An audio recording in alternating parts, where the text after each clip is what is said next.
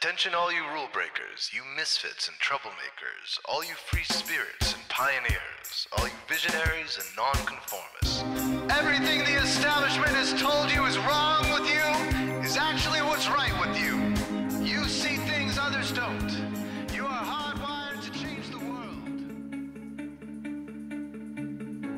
You are listening to the Spiritual Activist Radio Show, and I am Rahasya Uncensored, where we look at the world not as it is, but as we know it can be, if and only if we have the courage to question the answers we've been given. This is our world, and it's time for us to take it back.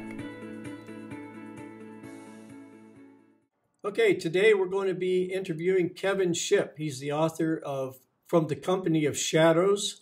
And if you want to know more about Kevin, you can visit his website, which is www.fortheloveoffreedom.net. He also has a YouTube channel. And I'm also going to put a bunch of links below this interview for people to follow up. Because, Kevin, I know you have covered your material. The first time I heard you speak was up in Reading. Dane Wigington invited me up. And it was an eye-opener to just listen to what you had to say and finding out that there's so many secret organizations that's working behind the scenes right here in the United States. But before we get started, something came to my mind that I think is really important. Whether you're Daniel Ellsberg or Julian Assange or Snowden, we always hear their message, but we sometimes forget the personal sacrifice that's involved in doing what you do. And I think that has to be acknowledged from the people that listen to your message, because this isn't something that you wanted to do when you grew up. This is something that you felt compelled to do because of a moral conflict and integrity. And to do that, you've had to give up a lot of security, safety. Who knows what you've given up on a personal level. I'd just like to get your feedback on that. How has this affected you? And was there a catalytic moment that where you looked at yourself and said, enough is enough. I can't do this anymore? Yeah, Rahasya, I was a dedicated CIA officer, and no such thing as a CIA agent unless the CIA's recruited you. But I was a Category 1 CI officer, and that was my career and my life until I started seeing, when I got up into the higher levels, kind of the dark side of what the CIA was doing. And I was doing an international investigation, and I came across a vulnerability at any embassy worldwide to our officers out in the field, and where any foreign intelligence service, terrorist, whatever, could hack into it wasn't really a hack, it was even easier than that, could hack into the system in any embassy and identify our covert officers overseas, which left them open for assassination and other things, including all the assets that they had. So I put together a detailed report, submitted it to senior agency management. It was destroyed 3 times. I got a call on the secure line threatening me, ordering me to drop the investigation, and then my report was deleted from the CIA headquarters server. That was my first eye-opener, and eventually the CIA was publicly embarrassed, rebuked in a study to the entire intelligence community, and that's kind of where the fun started. I was put on a classified CIA base here in the United States, and it's worth remembering that the CIA, it's illegal for the CIA to conduct any operations inside the U.S., but they're doing a lot of things. So I was placed on that base, and my family became deathly ill. My wife came running into the kitchen one day. Her gums were bleeding. She was bleeding from her nose. She had bruises all over her body. She lost her short-term memory. Her headaches were so bad, they had to put her on morphine. And all the doctors could say was, well, she's been exposed to some kind of toxin. My oldest son, who I just visited last weekend, his immune system was so shot, I secretly flew him out to a well-known immunologist. And after 3 days of blood tests and other tests, the doc sat us down and he said, Mr. Shipp, your son's immune system is so devastated, it's like he's been exposed to a burst of radiation. So there was something poisonous in or under or around the house. I requested that the CIA do an environmental test 4 times. 4 times They told me they weren't going to do it and to keep my mouth shut about it. The chief of base told me not to communicate with headquarters anymore. And that was my, Ryasha, that was my crowning moment where, you know, you can mess with me, but you don't mess with a person's family. They were deathly ill.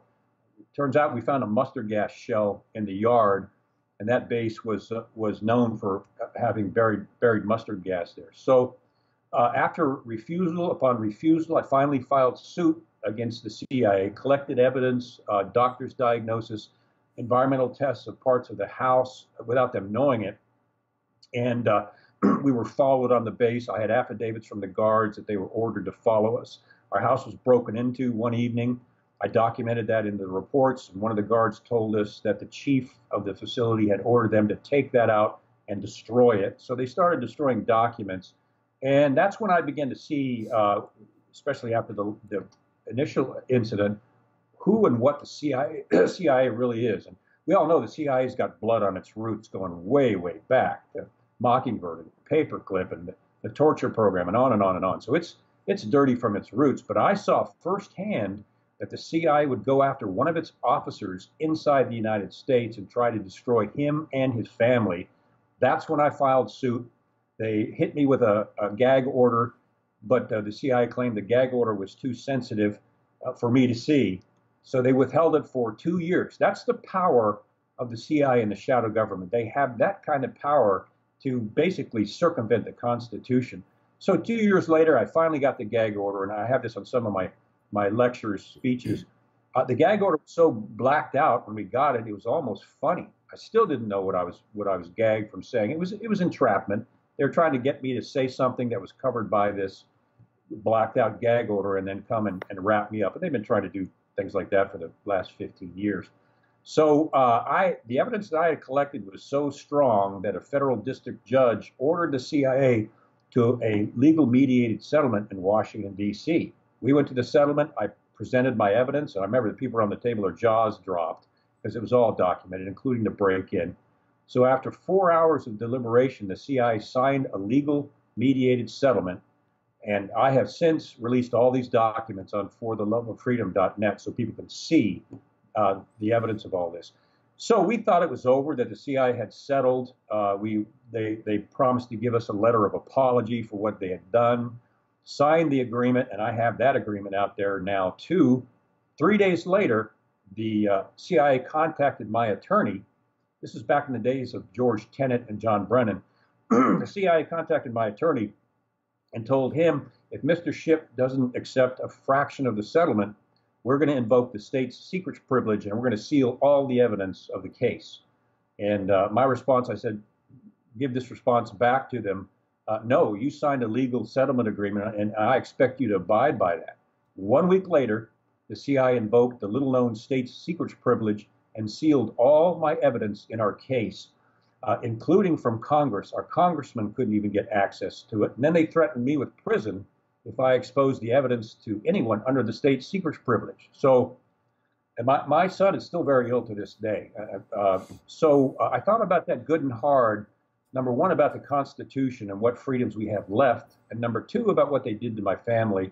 And that's when I made the decision to come out and expose everything that they did. I came out and violated the state secrets privilege, put all my evidence out in the book and out in the public domain. Then I waited for about 5 years to be arrested, essentially. My wife and I waited for the black Suburbans to roll up. We lived like that for 5 years. And that's when the statute of limitation runs out. And I was prepared to go to prison. Don't even pack your bags because you're not going to take anything anyway. Every single night I was ready to go. And if they did that, we were going to make that arrest public. Well, they never did because they knew they'd committed criminal acts. They knew that the things they blacked out in my book were illegal to black out. And by the way, I put a code in the book that they missed exposing the blackouts because they were illegal. So for the last 15 years, I've been bugged, harassed. I've got an assassination threat out there on a videotape. Our phones both have been bugged, and that was verified by a CEO of the company that does it, and on and on and on it goes. But I continue to stick to my decision, and I will for the rest of my days. Well, we're probably being listened to right now. So I think I hear people talking about Like if I try to tell them some of the things you've said and other people have said, they say, our government wouldn't do this. I think we're making a mistake when we say our government. I really think our government slipped away from us. Actually, the moment that bullet went into Kennedy's head, I think that was one of the pivotal moments. But getting your message out there as much as possible, I'm really proud to be part of helping you do this, because I think that was Seth Rich's problem. He wasn't well known enough when he put out all of this information to WikiLeaks. If he was better well known, like Alex Jones and David Icke and people like this, and this brings me up a point. Alex Jones, I only believe some of the stuff that Alex Jones talks about. I look at him as more entertainment and craziness, but he has a right to talk about what he's talking about. And the powers that be, if you stop and think about this, they've not only proven everything that he was trying to say, they've proven his conspiracy theory massively, which I think is going to fold back on him. But they've also stepped into the realm of taking editorial responsibility. And they're not going to be able to edit every single person on Facebook and YouTube and all of these platforms. They've put themselves in a precarious situation like newspapers. If the Washington Post, if one of their journalists says something detrimental or defamation of character, you can sue them because they have editorial responsibility. And YouTube used to not have that. But by taking this step with Alex Jones, they're starting to get into that realm. What do you think about that? Yeah. I'm I get kind of disconcerted when Alex goes off on some of his rants, and that's kind of sad. He has some great guests on there, a couple of whom I know personally. But what the social media doesn't understand is they have poked the bear, and by the bear I mean the millions of U.S. citizens out there that are tired of their own government surveilling them, especially since 9/11. What most people don't realize, the NSA was bugging our phones and computers before 9/11 happened. So they can't use 9/11 as an excuse. They just ramped it up after that happened. When I came out, I had a rude awakening. I finally decided, okay, we're going to make this public, because being public is the only thing that keeps me alive. Yeah. So I called the Washington Post. I said, look, this is the story. This is what I'm coming out. And for 30 days, the Washington Post stalled. And I found out they went straight to the CIA and reported my story and what I had told them to the CIA. I called the Washington Post a mockingbird paper. And as we know now, Amazon, Jeff Bezos, has bought the Washington Post, and now he just entered into a $600 million contract with the CIA. This is so heartbreaking for those of us that love this country, because we are living under a post-constitutional government. And the saddest part of all is we don't have to be afraid of a foreign power bugging us. Our own government is doing it. And for those of us that love this country, that's a hard mental threshold to cross, that our government would do this to its own people to the extreme. And that's the most heartbreaking part of all of this. Yep. You know what? And you're doing it too, because we are so identified with our government. You and I'm 70 years old. I grew up during, well, the American dream, that you basically had to be asleep to believe. But I really grew up loving this country. And I still like to call it my country, my government. But I really think that it has slipped away from us to international bankers, international corporations that have no sovereign attachment to this land at all. They're more into the global environment and taking us into this global arena. Yeah, I know when I was talking to our mutual friend, Dane Wigington, he was telling me about the fires and how the fires in California almost directly match some of the maps from Agenda 21 that comes from the United Nations. They want this whole area to be a no living zone. And what better way to do that than to burn us out, drive the property prices down, ruin the farming? They're spraying us with aluminum oxide. I was just recently tested. I'm really high in aluminum oxide. And this is something that Oh, goodness. you might be interested in too. What I'm doing is I'm doing a cleanse, getting the heavy metals out, but I discovered stem cells. I'm telling you, if you know anybody that's a little bit sick, like anybody in your family, I know of a place in Mexico that's really Hmm. doing a really good job for $900. They're pretty close to the border. I know my wife's going to go down there next week and get her first stem cell treatment. It's an amazing thing. And it's just one more aspect of what's going on in this country that you can't do. Where every place else, they're doing it all over the place. Stem cell treatments are really popular in a lot of countries now, and people are going there to get them, you know. But again, I don't think this is our country anymore. It has slipped away, but there is an underlying unrest, a sort of bubbling up of conscious people like yourself, me, and all of this independent media that for now we still have this platform, but they're going to try to shut us down. Because they know they have to. Yep. But there's something happening at the deeper levels in the halls of justice, in the halls of the Pentagon, whether it's the Oath Keepers or there's groups of people within the government that knows what you're saying is true and something has to be done. And they're trying to figure out a voice and ways to come about. Can you address that? Yes, there's a lot of patriots within the government. There's some people in the CIA that I call it the paranoia palace. They're upset about all this, but they can't say a word, or they lose their job, or they go to jail because they signed a secrecy oath. But there's people in there, and especially in the military, that see this going on. Some people call them the white hats.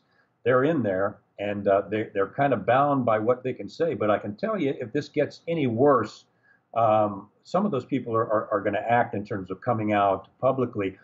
There is a revolution brewing amongst the patriots, amongst the alternative media. I get hundreds of tweets and Facebook posts every single day from people saying, we're tired, we're fed up with this, it's got to stop. So as I mentioned earlier, they have poked the bear, and the bear are conservative, meaning patriotic, constitutional loving people that believe at least in the freedom this country was built on, and they're upset that we don't have it now. So these American patriots are out there by the millions, and they've been poked. And there's a bubbling revolution going on. All it takes is a spark, and people are going to start moving. Yeah, sadly, our government is working against us through the global big pharma that's controlling our lives through drugs. They've got a hold of the mainstream media. It's gotten so ridiculous. You can't watch CNN without somebody lying or twisting the truth. And I used to watch that when I traveled all the time. It's reached a boiling point how bad the mainstream media is. And this is all tied into globalism, all of it, including what the CIA is doing, including what the corporations are doing. And you know as well as I do, Rahasha, that the Federal Reserve is neither federal nor is it a reserve. It's not an agency of the federal government. It's private banks, and there is no reserves there. And everything they do is in secret. Now, when the government does something in secret domestically, you know what they're doing is unconstitutional. And the Federal Reserve is staffed by a secret board of international bankers, not U.S. bankers, international bankers. And they set our monetary policy inside this country, and they're foreign banks. I mean, since 1913 and maybe a little bit before, we lost our Constitution, and it's begun sadly eroding ever since. Yeah, you know, a really good book for you and the listeners on this subject of the Federal Reserve is You Know Something's Wrong When. This book lays it out perfectly, what happened all the way back to the early 19th century, how it was contrived in secret, completely illegally. It's a completely illegal institution. Even our Congress says that only Congress has the right to print money. And all of this stuff is coming out into the public domain. I know people say, well, what's changed? I think what's changed is we've been playing chess with the government, and the government always wins. And we're going, oh God, I guess I'm just a bad chess player. But now with cell phones and independent media and people videoing the game, Right. they're going, no, wait, when you're not looking, he's moving his pieces. And now the government is like being controlled so much by all of this circumspect visualization of our country that they're reaching that moment where they're just going to go, fuck you, and throw the board up. And that is what I'm afraid is called World War III. And I can see that, like the preliminary happenings to any world war are trade wars first, because the Right. powers that be love to make money. As long as they can make money, they're fine. If we're not making money and they're making all the money, they're fine. But the moment that starts breaking down, the first step is to do trade wars. And that's how the war starts. If that doesn't work, then they escalate it up to a full-on, in this case, it would be World War III. And do you think that's where we're headed if we're not careful? Well, the military-industrial complex, which is real, as a matter of fact, Eisenhower originally called it the military-industrial congressional complex because Congress is tied in so deeply with the donors and contributions to their PACs and lobbyists and on and on and on. The military-industrial complex needs war to survive. And its CEOs are making an average of $27.1 million a year. These people are so above the average American, it's ridiculous. But so the complex has got to have war to make its money. And that's why, in my opinion, especially, we're seeing the military-industrial complex, we're seeing the news media, we're seeing some of the, I call them the dark members of the news media. They're pushing hard for war with Russia. And that's absolute foolishness, but you can see it everywhere. They want war with Russia, and they try to do it through Syria because that's where they make their millions of dollars, through guns, war, weapons, and other covert government programs. And if that dries up, then their salaries dry up, and on and on and on it goes. So our country is bound by that, bound by these corporations, bound by the congressmen and senators that are tied into these corporations by money. And one of my speeches, I did some research. The 48 members of the Armed Services Committee, John McCain was the chairman of that. All 48 receive $700,000 a year in contributions to their reelections and PACs from the military-industrial complex. They're bought and they're paid for. So that's true. They are trying to push us to war because that's how they survive and become millionaires. You know, it might be a mistake for the United States to actually go to war with somebody that can fight back. Most of the people that we've gone to war with have been, well, if you stop and think about it, almost all of the people that we've gone to war with recently are the countries that aren't part of our Federal Reserve fiat money system. They're pushing back against that. You know, that's probably not a coincidence, for one. But if we go to war with China or Russia, I think they're going to fight back. And that could be one of the biggest mistakes this planet has ever made, because 3 or 4 atomic bombs around the equator would give us a nuclear winter that we would have a hard time surviving. Very difficult, matter of fact, because the atomic bombs now, they make the ones in Nagasaki and Hiroshima pale in comparison. I mean, it's like you can't even wrap your head around the kind of explosions that they could cause, not to mention the fact if they put one up in the stratosphere, blew it, and knocked out all of our electronics. I mean, everything, our electric, water, everything is dependent on computers and electronics. So we can't survive. Matter of fact, I wrote a book, To Believe or Not to Believe. It was about the social and the neurological consequences of belief systems. One thing that came up is once a person has a paradigm, a set of beliefs, it is so difficult to get them out of that. Because most people set out to not find the truth, but to keep on reinforcing whatever they believed in before. That's right. And that's absolutely right. Yeah, this is where we're at right now. We have a lot of people that have set out on this path of America is right, America is the best country, America is just, And anything that interferes with that is unsettling for them. And you know what you have to say is really unsettling to a person that's trying to sleep and dream the dream. So my hat is off to you, because this is a tough road to be on. But little by little, you know, we've touched on this before, people are starting to wake up a little bit. And as they wake up, they're going to wake up other people. And I think some of the mistakes that this country is making, like kicking Alex Jones off of every platform from multiple platforms within a matter of a few days, is a pretty much a sign that, hey, these people are out to get anybody that's talking against the establishment right now. And now with the fires that are going on in California, burning over 2,000 degrees, I mean, it's getting so hot that it's melting glass and metal. These fires don't burn this way in a forest fire. These fires burn this way because there's something else going on. So it's starting to wake people up because it's hitting close to home. They're seeing their 401ks disappear, and criminals. I mean, what's the saying? When it's a crime to commit, or when it's a crime to report a crime, you know you're being ruled by criminals. You know, you probably know this much better than I do.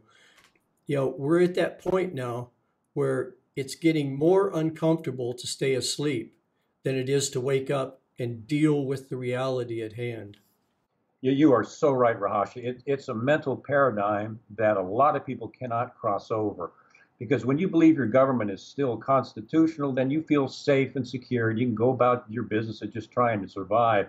But when someone comes and rocks that boat, you have to make a decision whether you want to give up your paradigm of safety and start standing up for your Constitution and your country. A good example of that is 9/11. You just mentioned the fact that there are some really strange things about 9/11. And I've had friends that said, oh, man, don't give me that stuff. That's a conspiracy theory. I don't want to hear it. And they put their fingers in their ears. Was that most of us know, I've gone through the 9/11 Commission report. There's 60 major errors in there. We all know that Tower 7 free fell in its own footprint, and it wasn't hit by a plane. You could go on and on with facts. Structural engineers have told me it was not possible for the buildings to come down like that from a plane strike.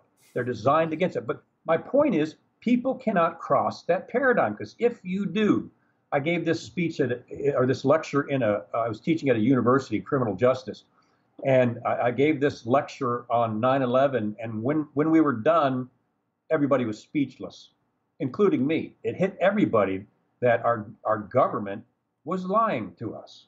Yeah. We know that 29 pages were blacked out. It was Saudi Arabia's connection, and on and on and on. If you do a reverse criminal investigation, and an investigation was never done, if you do a reverse criminal investigation of 9/11, you see a whole different picture. And intentionally, they did not do a criminal investigation. As a matter of fact, they shipped out all of the steel, the chief focus of an investigation, shipped it to China, and China melted it down. So all the evidence was destroyed. My point is, people, they have to take a non-emotional, at least intellectual step aside and tell themselves, let me just look at the evidence. And of course, when they do, they're going to have to cross over from that desire for safety into the fact that we're under a post-constitutional government.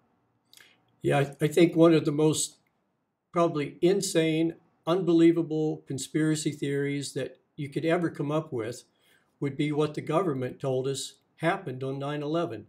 You know, it's so bizarre that I can't even see how people could believe it in the first place.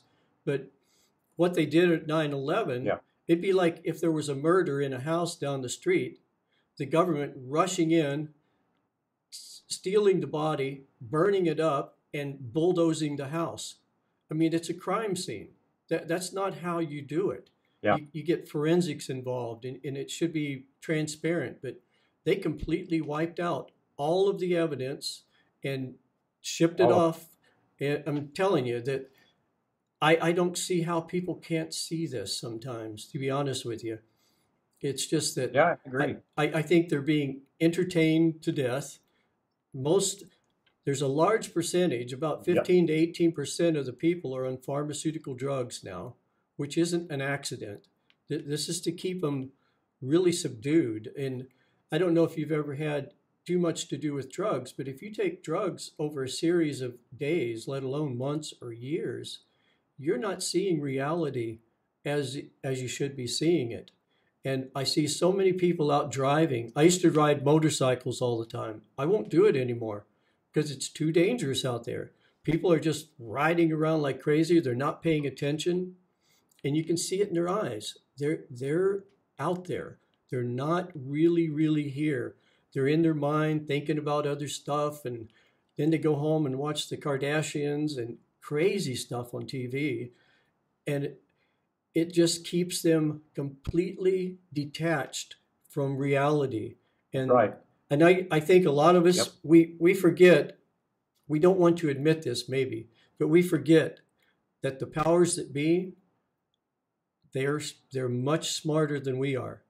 They get up early, they sit around a $100,000 mahogany table, and they plot and they scheme to do everything from depopulation on just to make money and keep the bottom line going.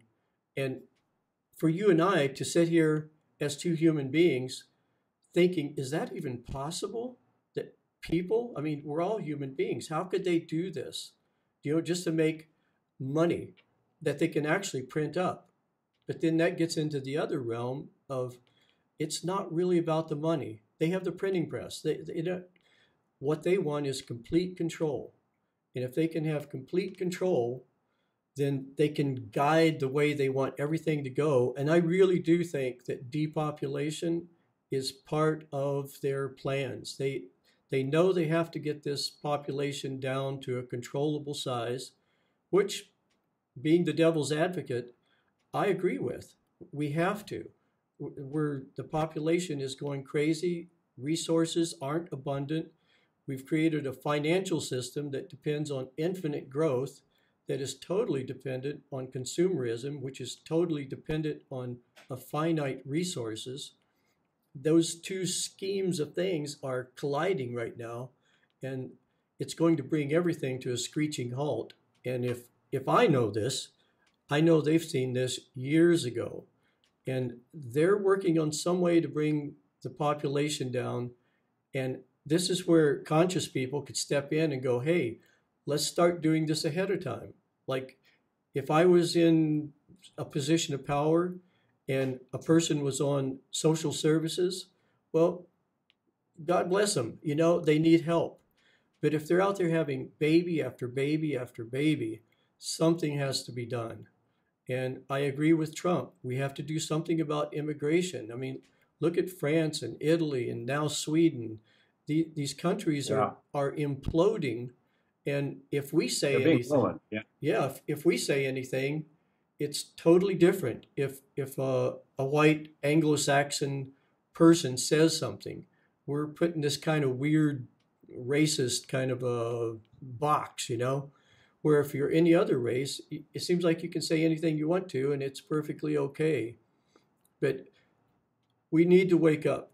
We need to get the population under control. And I can't think of how to do it because religions, I mean, still the Catholic Church in sub-Saharan Africa, where AIDS is running rampant, they tell the men, married men, that they still can't wear a condom even if they have AIDS. I mean, this is insanity. If this was happening not in a global level or national levels, and you just took it down to a personal level, you would think, oh my God, that person is totally insane. They need help. Yeah, well, and we've seen that evidence has now come out that the Pope was actually covering up these gross sex abuse cases with altar boys and minors. And I hope people don't make the mistake and equate Roman Catholicism with Christianity, because they're two different things. So you've got religions, like you're saying, out there that go by these rules and regulations that are actually hurting the population and other things. And I think people need to be aware of that. But yeah, it is so true. Something has to be done. The population is out of control, but there are smart ways to do it. People are smart. They can come up with ways to do it. And what the big question is, why is there possibly people, wealthy people, that would do this sort of thing in terms of population control, globalism, and everything else? But yes, if you've got a very, very wealthy person dedicated to globalism, which they are, they're narcissists largely, but they have no moral center whatsoever. So you take an intelligent person with no moral center, nothing outside of themselves, that are very, very brilliant. They're going to do, thinking that they're intellectually above everyone else. They're going to do these heinous things because they have nothing to hold them back, and that's what we're seeing. Yeah, you know, I have a friend, Bruce Lipton. He wrote a book called Biology of Belief, and I was talking to him one time about this very subject. And he says, there's something that people really need to wrap their head around. Like for you and I, we have limitations on what we could do to other people because we have compassion and empathy. There's things that would make it just not feel right. But he said that genetically, there's about 6% of the population that are actually sociopaths, psychopaths. They actually lack the ability to, they can mirror it. They can mirror it really good. They can appear like they can cry and have, you know, the appearance of really being sympathetic and compassionate, but they don't have the feeling. And this is what gives them the edge on people like us. They can do things to us that we cannot do to them. And that's exactly right. I have a lot of spiritual friends, and I tell them, you know, the reason I am becoming more and more spiritual and loving is because I think that that's the only way out of this. Without a conscious evolution of our mind and opening up to the higher realms of solutions, like Einstein said, that we're never going to come up with the solutions from the same level that created the problems. Well, it doesn't take a genius to figure that out anymore. Right now, everything that we do from this lower level, it entangles us more. We can't go up against them in a full-on revolution. We have rifles, they have tanks. We're not going to win this game at their level. We have to evolve higher, and this takes meditation, it takes paying attention to our health, our minds, and really hoping, and I hate to use that word hope, it's like a beggar's kind of word for me, but we have to hope that we're getting into a conscious realm where we're going to get higher feedback from a higher mind, a higher global consciousness. And I can see this happening on this realm, like this latest thing with Monsanto. That's a chink in their armor. That's a crack in the dam. The science is available now. Now it's only a matter of time, and the cereal companies will start, you know, they're starting to get a little bit restless because they've known about this a long time, but they know the lawsuits are coming, and this is how we bring them down, with lawsuits. So how do you feel about that? Do you think consciousness is going to play an intricate role in this? Absolutely. If you believe in a higher power, and I do, I've traveled all over the world, done a lot of study on this. There is a higher power. And the only way a person in my particular case, what has gotten me through is my faith. That's the one strength. It's kind of the foundation of me standing.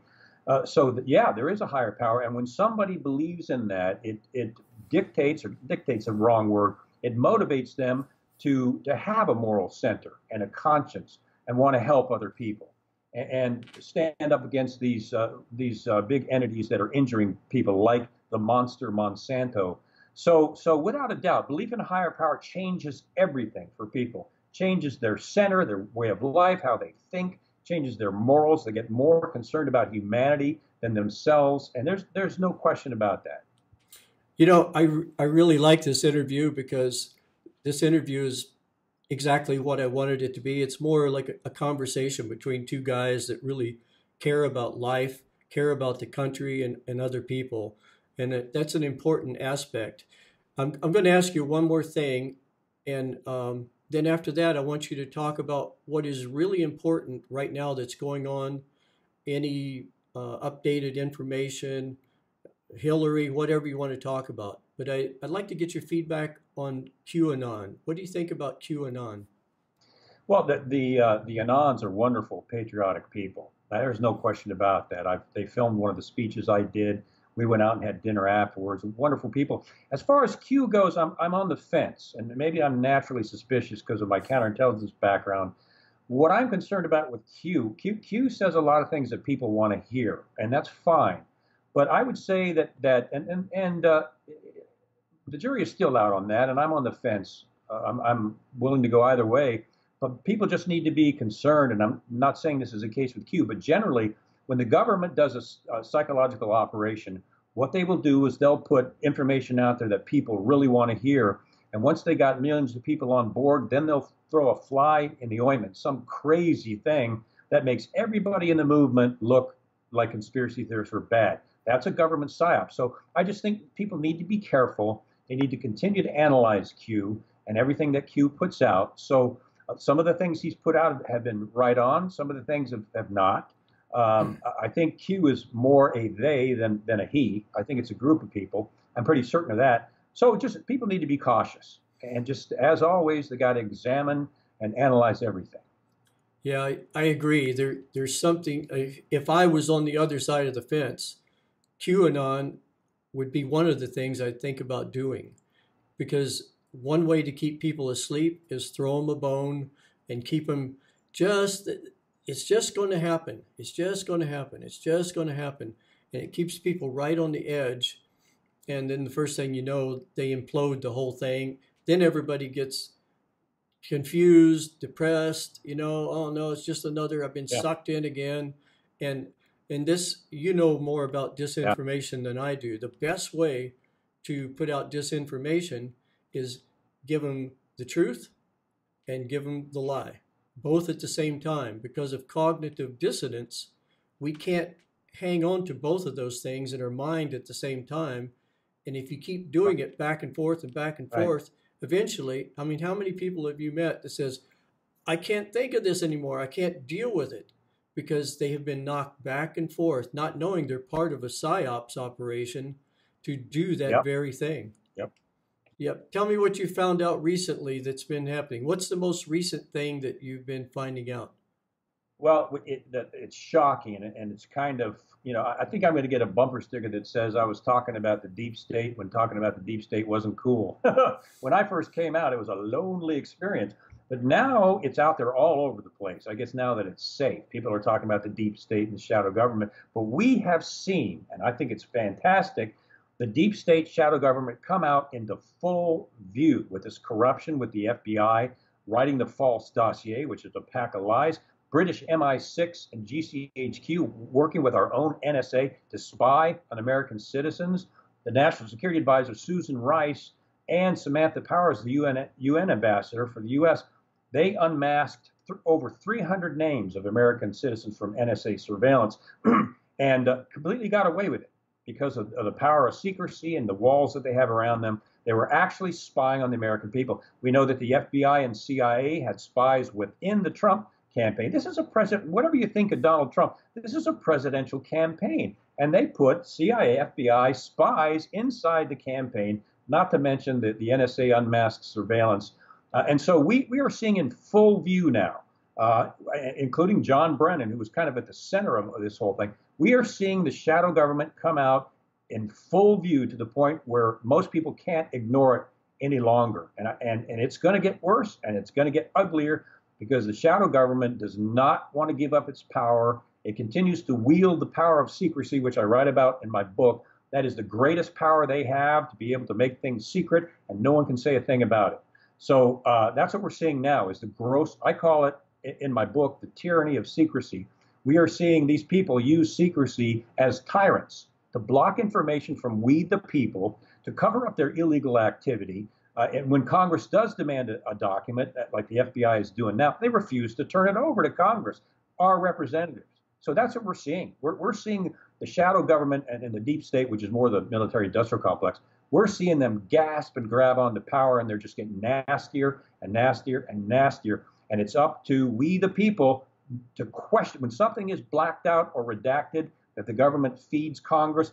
Every single American needs to question why that's been blacked out, because our government works for us, not the other way around. And if they're going to black something out, they better darn well be able to justify that it was correct in doing so, because they're abusing that grossly. Yeah, I think one of the things that's happened was Trump. And it's funny because he is the Trump card. I have friends that says, well, he's an idiot. He's a narcissistic idiot. But I say, you know what? He's our narcissistic idiot. He is the monkey wrench that the powers that be, Yeah. they've thrown it into the works, and it's doing exactly what it's supposed to do. Crazy or not crazy, he's exposing things. And if you stop and think about it, it would take a narcissistic person to get that entrenched and stand up to these truly narcissistic, pathological sociopaths. I mean, Bernie Sanders, God bless his soul, I think he's a nice guy, but they would have eaten him alive if he was president. He would have got in there and he wouldn't have been able to stand up to him. Hillary, if she would have got in there, everything would have went as normal, and we would have got deeper and deeper and deeper and deeper into this mess and probably never got out. I mean, I thank goodness she didn't get president. You know, that would be the end of everything. That would have been, yeah. What do you think about Hillary? It would have been that would have been her, if she was elected president, that would be the final nail in the coffin of our Constitution. The amazing thing is these corrupt officials in the FBI, James Comey and others, and John Brennan in the CIA, and on, Peter Strzok and others, they're all connected to Hillary Clinton. They all are connected to trying to get her elected president and destroy Donald Trump. That is the kind of power that I call it the Clinton crime syndicate. That's the kind of power this woman has, or had, or still has, over our own government. If she would have gotten elected, God forbid, that's it. She is criminal. We all know that she should be prosecuted for violation of Title 18 espionage laws, obstruction of justice, destroying subpoenaed emails, smashing the BlackBerries, on and on and on and on. She should be in jail. If anybody at a lower level did that, they'd be looking at 20 years. And yet the shadow government protected her. Senior officials protected her. And now I think most of them are running scared because what they did was criminal. So she runs an international crime syndicate. And I'll give you one quick example. Uranium One. We all know about that. The Clintons sold, it was 20% of our uranium to Russia. But that's not the whole story. And they claim that it never left the U.S. Well, it did. It went to Asia. We don't know exactly where in Asia, but it went to Asia. And amazingly enough, WikiLeaks, and I think they ought to pardon Julian Assange, in my opinion. WikiLeaks leaked a document that showed that Robert Mueller was acting as a courier to take samples of uranium to Moscow. And now we know that rich representatives of the Russian government contributed $145 million to Hillary Clinton's presidential campaign as part of the SWIP swap with the Uranium One deal. So they sold the uranium. Robert Mueller was right in there. He's one of the people that approved it. Hillary Clinton got $145 million from a foreign power into her campaign. And this is the smarts behind this. By doing that, by getting money from a foreign power and placing it in foreign banks, that cannot be subpoenaed by Congress because it's in a foreign bank. It also cannot be released through Freedom of Information Act because it's outside the United States. So she did an international foreign political action campaign to the tune of $145 million to try to become president of the United States. That's the Clinton crime syndicate. That's how deep, globally intertwined, and I can't think of a better word than evil that they are. They are a clear and present danger to our Constitution and to our freedoms. Yeah, and this is without even bringing up Epstein Island and the Lolita Express and all of the debased botchery that's been going on with these people. So, you know, Kevin, I could talk to you for hours, but we have about 7 minutes because this is a 55-minute radio program. There's something that I need to ask you, and I feel a little bit guilty about asking you this because the very subject can invalidate so much of your message. But what do you think about the extraterrestrial aspect of what's going on with this planet, the government, UFOs, and CIA's involvement. Because out of those 12 million papers, there's a few hundred papers that says the CIA absolutely knew that something was going on. There's so much redaction going on, it's hard to say what was what. But what do you feel about that? Well, I think it's fascinating, very fascinating. I can tell you when in my years in the CIA, and I worked in operations and investigations and other things, I didn't see anything like that at all. But you got to remember how compartmented the CIA is. It is like, I liken it to like a castle. And the upper levels of the castle, you have to sign a secrecy, essentially a blood oath, to get into that room. And then to get into the inner rooms, you have to sign another secrecy oath to see the inner rooms. Most of CIA dark operations are only known to a handful of senior officials. So I never saw anything like that when I was in there. So I try to stick to my lane of expertise because I just don't have any expertise on that. But that doesn't mean it hasn't been happening. I'll give you a final example. I was on an agent on the director of CIA's detail, William Casey, during Iran-Contra. And we were right next to him all the time, 24/7. And yet none of us knew that Bill Casey was working with the Saudi government to target an imam overseas with an IED. And so the CIA had the whole program set up. Turns out they had the wrong guy. It wasn't that imam. They detonated the explosive and killed 64 women and children at a girls' school. And none of us knew he was doing that. So that just gives you an idea of how they use compartmentalization to keep these things from the American people. Just to answer your question, just because I didn't see it doesn't mean it's not there. Yeah, and actually this is a good thing to bring up, and I think it's really important too, is it seems like the low-level CIA agents and analysts and the FBI, they're actually good people.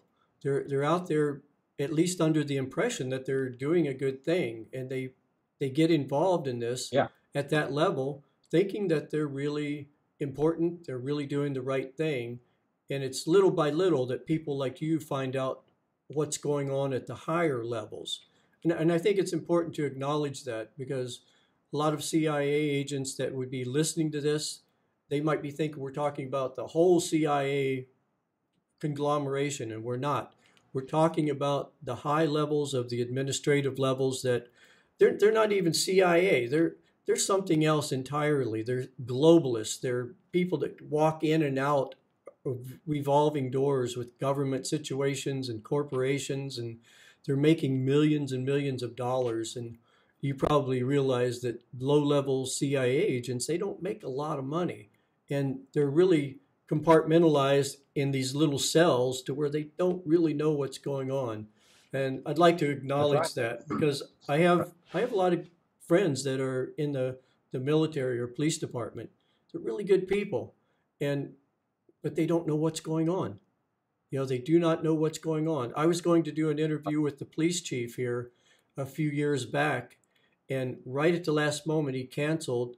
And I said, "Why did you cancel?" And he says, "Well, meet me for coffee." So I went down to Chico, met him for coffee.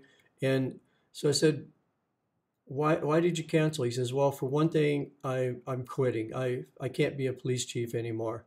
I said, "How come?" He says, "One word, militarization." He says, I see the writing on the wall. This is not what I signed up for. And I think as all of us start recognizing what's going on, we need to unplug, stop supporting the system. I can't believe mothers still send their sons to war to fight these crazy business wars. I mean, seems like we would have learned years ago. So how would you like to end this? You want to say anything in particular about any upcoming events that you're going to be doing? Well, I always like to stress that welcome to the revolution. There's millions of us out there that love our Constitution, not as some sort of thing to worship, but as the greatest governmental document ever written, making the freest country that's ever been established, at least a few decades ago.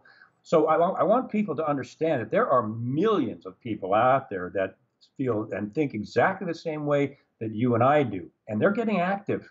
Donald Trump is Donald Trump is the way he is because he is the only person that could stand against the shadow government. And anybody that thinks he's a part of the shadow government, just look at how they're trying to destroy him.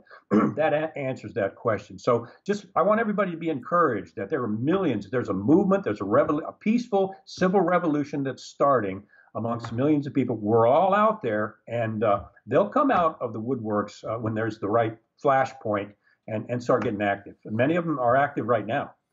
Yeah, and once again, Kevin, your book is from the Company of Shadows, and your website is fortheloveoffreedom.net. And I really encourage people to go there because you've recently posted some papers about Hillary that are pretty revealing. I don't think you're going to be invited to any of their parties any time in the near future. You know. So I know you have a lot to do, Kevin, and I just want to thank you for your time. And anytime you feel inclined to sit down and just talk like this, I'm always available for you. And I'll tell Dane that you said hello. And please do. Yeah, I will. Thank you very much. Thank you, Rahasha. It's been a pleasure. I'll come back on anytime. Okay.